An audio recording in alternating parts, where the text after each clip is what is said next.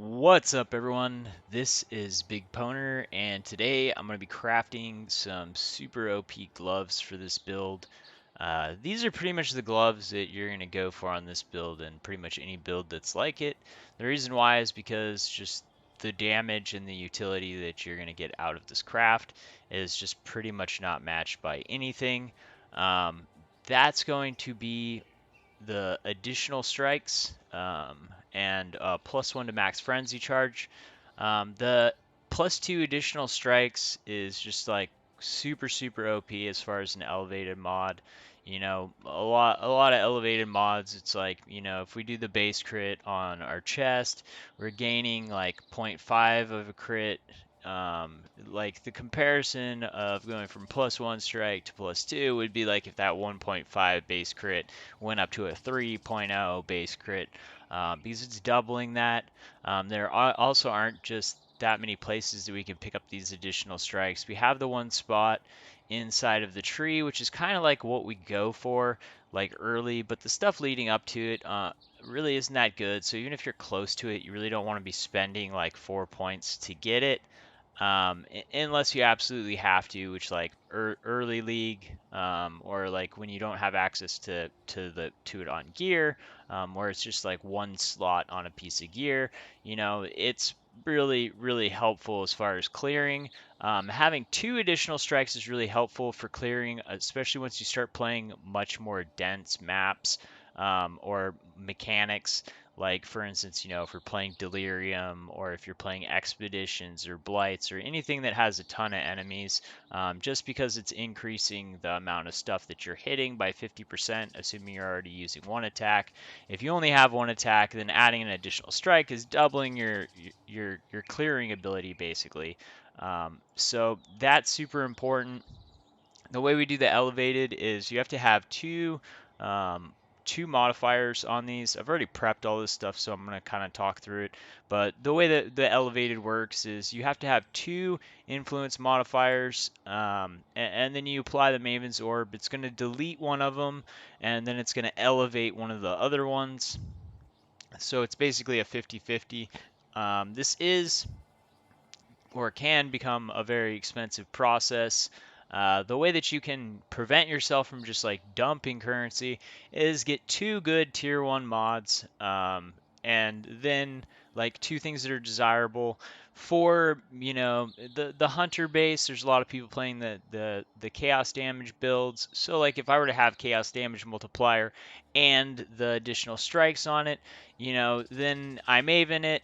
Either one that comes up is going to be valuable. Obviously, the +2 additional nearby is what I want, but if I wind up elevating the chaos damage multiplier and a ton of people are playing that, they're going to want that. I'm going to be able to sell it, get some profit, do my next one. That's the ideal situation for using a Maven Orb, because like you're in a win-win situation. But it can be really hard to get, two tier 1 stats on an item so that either way that it goes, it works out good for you. Um, Realistically, a lot of the times, you're probably going to wind up just being like, I got two mods on there. When you're working with a mod that's super hard to get on, you're just going to be like, oh, I got it on there. I'm going to do my 50-50. So the way that you should always look at these crafts is you should expect the cost at 50-50. So, if like a Maven's Orb is 3x, you should just automatically assume like it's going to cost me 60x here. And then also keep in your mind that, you might not hit one of those two. You could have really bad RNG. Anyways, the next thing that's going to be the most important on this is going to be our max frenzy charge. The nice thing about this craft is that we're going to have the prefix. They're both prefixes, which is going to give us the ability to reforge or to Aisling safely, with the prefixes blocked. If we wind up with a prefix already in the top, that's just going to be stuck. But because we gained so much as far as offensively in these two spots, if that happens, the item's still going to be so strong that we're just going to be like, we're going to use it. Hopefully, I get something useful up there. We always are hoping that we get something useful, but either way, this is going to go on me just because So much damage is going to be gained by the frenzy charge and the clearing ability. So, without further ado, I'm going to go ahead and awaken this, and then we'll talk through what we can do to finish the item. When using the Awakener's orb, we are going to click it, then we're going to click the base that we want to destroy, and then we're going to apply it to the base that we want to keep. The thing that I want to say about this is because this is more expensive type crafting, I I did go through the long process of I got a perfect pair of item level 86 spiked gloves. So, on the 0 to 15% increased, I got, the 100%, just a gray pair of spiked gloves. Obviously, if, it was cheaper to just buy the spiked gloves already influenced and stuff like that, I would do that. But I wanted something perfect. So then after that, I took and used perfect fossils to get it to 30%. If you wind up already hitting an item, then you can wind up using Syndicate to go ahead and get that 30% quality, but that's a pretty long process. When you're starting ground up, it's good to just get the stuff out of the way. Perfect fossils aren't really that expensive. It's like, I think it cost me maybe like 15 tries or something like that, which is like 45C, 50C for 30% quality, and then I'm just done with it. It's not a continued project. I'm just gonna get my stats on there. I'm gonna be done with this item. Then I added the Warlord's Orb, and then I rolled for the Max Frenzy charge. It's a really rare stat, so that can take a while. Both these stats are really rare, so they can take quite a bit of alterations to get on there. It's important to make sure that we have both stats isolated. On this one, we have obviously just the Warlords, the maximum frenzy charge, and then on here, obviously we have just the elevated hunters. The other two mods in there are just energy shield and attack speed. Let's hope that attack speed transfers over. That's not guaranteed, but it's wishful thinking. So, like I said, the orb. We click on this first. Then we're going to take the influence from what it is that we want to apply to our new ones. And there we go. Um, so this was that situation where, I was like, if we get something stuck in the top that we can't take off, it's going to be stuck there. This is pretty much a worst type scenario. I have something that's completely useless in the top, being 1 to 2 fire damage. It doesn't help me at all. And then yeah, that's stuck there. So that kind of sucks. But we can still work with the bottom. Like I said, I mean, this is still going to be a huge upgrade for me. Um, Obviously, it's not what I wanted. um, so from this point, there's a bunch of different things that we can do. There's some fast stuff. There's some slower stuff. So one of the things that we can do, it's all pretty much gonna be something related to doing prefixes cannot be changed, because we are not going to risk removing the additional strikes or the frenzy charges. Would pretty much ruin it. And well, it would basically ruin this base. It would take it from being a really good item to basically being kind of useless, just because the two stats are so hard to roll together that if we wind up removing one of those two things, the the impossibility of being able to get those two things back on there in a combination is just not going to happen. Also, if we wind up removing that elevated mod, that's going to be even worse, because that's we've got an expected cost really high there. But we can change around the bottom. Um, at this point, you are basically going to decide, do I want damage? Do I want to go for an Aisling modifier? We have a bunch of different ways that we can go about this. Going to go ahead and bring up the mods.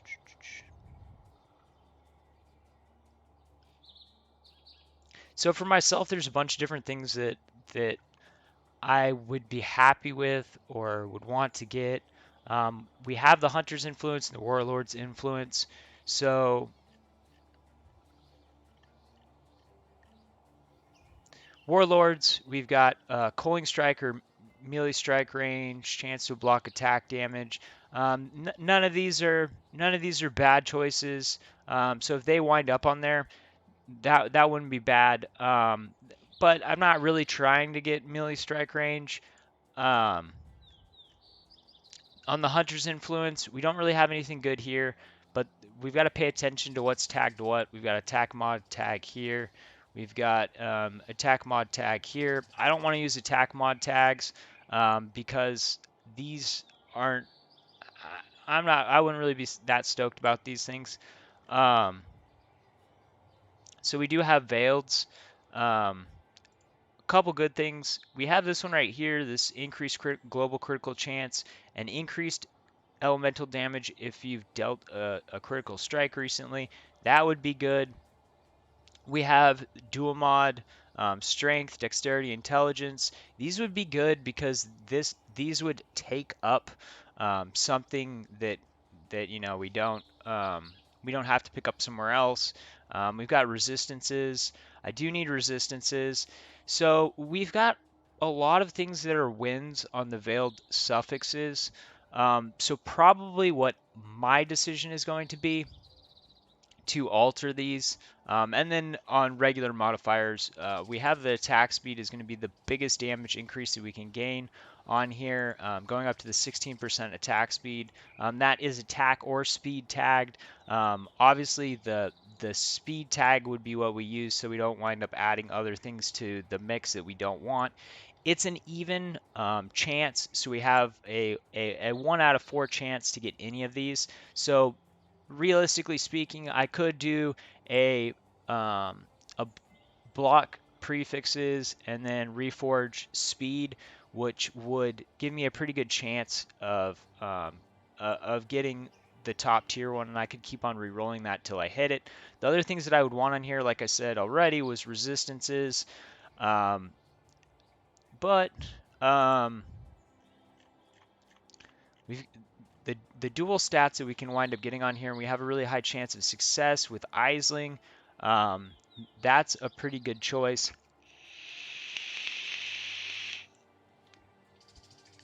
And what we already have on here, we just have one resistance.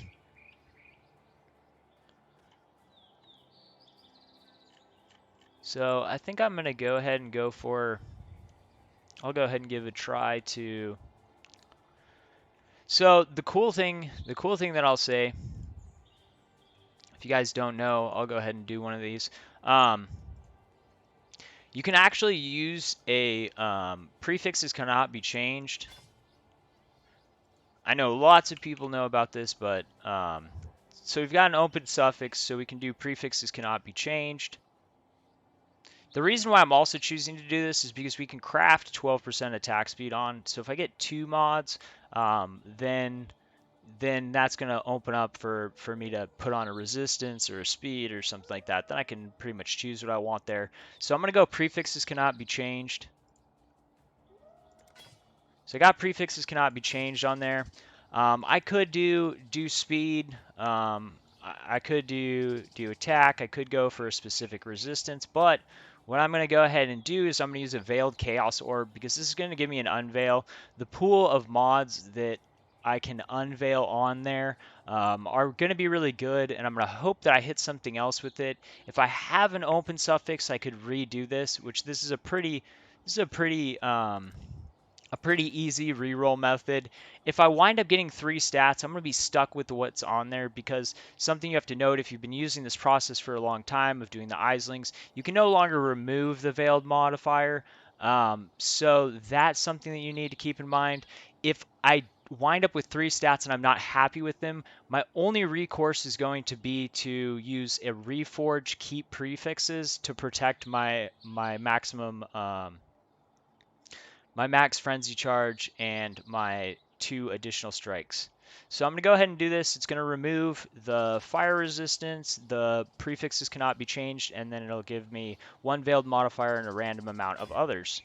So I got, ooh, very nice. So I got a tier 2 lightning resistance, and then I'm going to unveil this. Exile. Let's hope I get something good. Okay, so this doesn't help me. It's chaos damage on critical. Um, so I think I'm gonna go with. I'm gonna go with resistances and then craft attack speed, because we got dual mod resistance and then it already has a resistance. This is actually gonna open up. This is gonna make it easier for me to get my resistances on. Already had a 40 to 41, so I got a better resistance now there. And this is giving me another 40 resistance. The 22% global critical strike chance, if this was also giving me the increased elemental damage, I would go with that because my resistances are kind of tagged in, but I'm slightly under on the cold resistance. So I'm going to go with this. Also, this is, like I said, going to make it so that I'm going to have more room to breathe. And as far as like resistances, as I go into rolling other items, putting a good amount of resistance on here. Also, I can definitely use the chaos resistance. And the chaos damage is not scaling for my build. So that's not really going to help me. So I'm going to go ahead and go with this. Since I do have an open suffix, I could wind up going ahead and redoing this process for two EX anytime I Be want.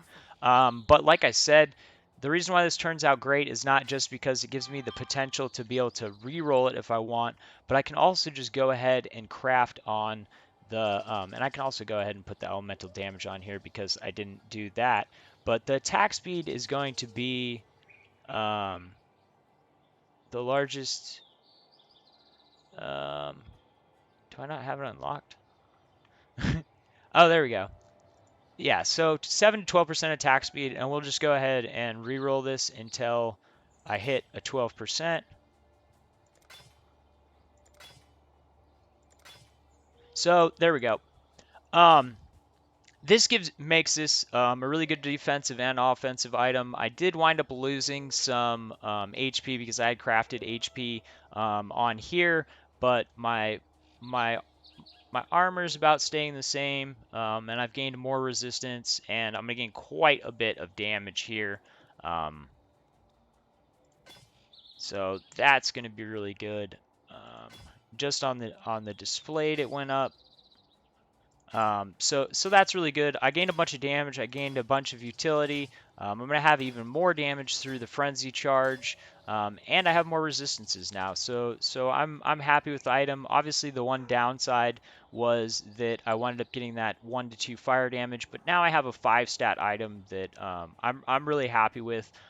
The nice thing about this crafting process is if you're going to be happy with a 5-stat item, you're going to get a 5-stat item pretty easily. The expected cost of this right now, Maven's Orbs are about 3 EX, so I would say making the elevated modifier. I, I actually just bought the base for 8 EX, which I probably paid the person some profit because expected profit there would probably be about an EX with buying bases or using alteration spams. There's obviously the chance that on the first one they hit it and they wind up making like 4 EX or something like that. That was fine for me because I just wanted to get it to be able to give myself the upgrade and to make this video. The other base cost me 13C, which that's just a gray base of spiked gloves with just perfect armor. Then the Warlord's Orbs are pretty cheap right now. That was about half an EX.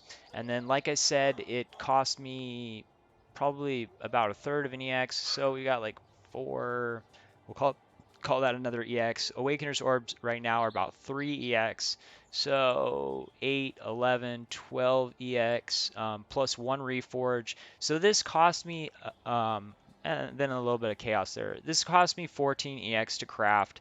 And this is a super good item for 14 EX. And then I can wind up taking this and redoing it if I want to, or I could just give it another try and sell this. This is much nicer than a lot of the ones that people are trying to dump off. So it's a nice result that I'm pretty sure that if I wanted to get rid of this, I could at least get my currency back. Um, the only downside to it really is that 1 to 2 fire damage, but that's kind of just throw up in the air. That's the reason why you see so many people that are just redoing them over and over and over again.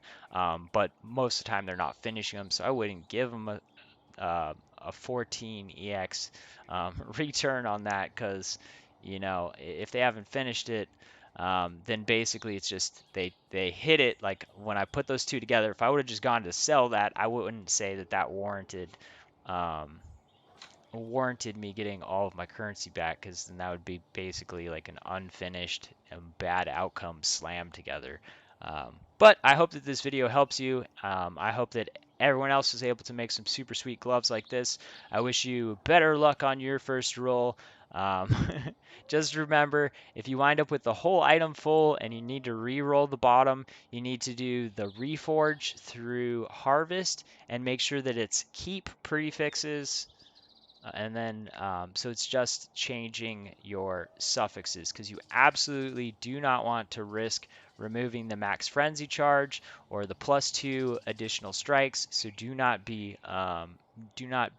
doing anything that could wind up removing that, because then you have basically just broken the item. There's no way, um, outside of just completely sheer dumb luck, that you will ever get these two mods together, because they're extremely rare to roll, and we don't have tags that we can roll them with. They pretty much specifically did that. There's no tag for the maximum frenzy charge. There is an attack tag for the strikes, but we have so many attack tag things between these two bases that have much higher roll chances, that the only thing that's going to happen if you start rolling attack mod on here is you're just going to fill the item up with all this stuff that you don't want, and you're just going to have a miserable time. Like, it would honestly cost you less to just redo it than to try to re-roll those two stats on the same base. Anyways, if you guys like this content, go ahead and like. If you have any questions, go ahead and leave a question. I'll get back to you as soon as possible. If you're not yet, go ahead and hit the subscribe button. Thanks for watching. Peace.